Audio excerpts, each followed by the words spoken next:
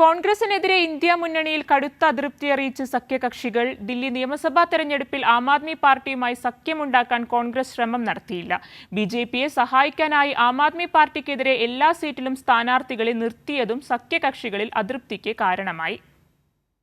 നിയമസഭാ തെരഞ്ഞെടുപ്പ് നടക്കാൻ പോകുന്ന ദില്ലിയിൽ ഉൾപ്പെടെ സഖ്യനീക്കം പൊളിക്കുന്ന തീരുമാനങ്ങളാണ് കോൺഗ്രസ് സ്വീകരിച്ചത്.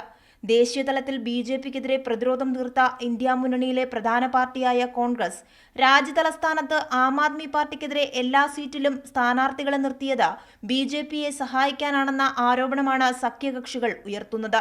ന്യൂഡൽഹി സീറ്റിൽ അരവിന്ദ് കെജ്രിവാളിനെതിരെ മുൻ മുഖ്യമന്ത്രി ഷീല ദീക്ഷിത്തിന്റെ മകൻ സന്ദീപ് ദീക്ഷിത്തിനെയും, കൽക്കാജി സീറ്റിൽ അതിഷിക്കെതിരെ അഖിലേന്ത്യാ മഹിളാ കോൺഗ്രസ് അധ്യക്ഷ അൽക്ക ലാംബെയും കളത്തിലിറക്കിയത് ആം ആദ്മി പാർട്ടിയെ ദുർബലപ്പെടുത്താനാണെന്ന് ഇന്ത്യ മുന്നണി കുറ്റപ്പെടുത്തി. കോൺഗ്രസ് നേതാവ് അജയ് മാക്കന്റെ കെജ്രിവാളിനെതിരായ പരാമർശവും കോൺഗ്രസിനെതിരെ കടുത്ത വിമർശനങ്ങൾക്ക് കാരണമായി. മാത്രമല്ല, സമാജ്വാദി പാർട്ടി, തൃണമൂൽ കോൺഗ്രസ് ഉൾപ്പെടെയുള്ള ഇന്ത്യ മുന്നണിയിലെ സഖ്യകക്ഷികൾ ദില്ലിയിൽ ആം ആദ്മി പാർട്ടിക്ക് പരസ്യമായി പിന്തുണ പ്രഖ്യാപിച്ചു.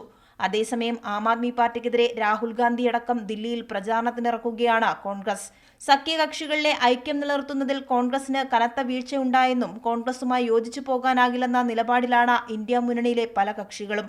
മഹാരാഷ്ട്രയിലെ തദ്ദേശ തെരഞ്ഞെടുപ്പിൽ കോൺഗ്രസ് സഖ്യം വിട്ട് തനിച്ചു മത്സരിക്കുമെന്ന് ശിവസേന ഉദ്ധവ് വിഭാഗം പ്രഖ്യാപിച്ചു.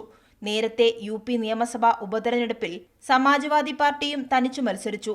ദില്ലിക്ക് പുറമെ ഇനി നടക്കാനിരിക്കുന്ന ബീഹാർ ഉൾപ്പെടെയുള്ള സംസ്ഥാനങ്ങളിലെ തെരഞ്ഞെടുപ്പിലും സഖ്യകക്ഷികളിലെ വിയോജിപ്പ് കോൺഗ്രസിന് തലവേദനയാകും.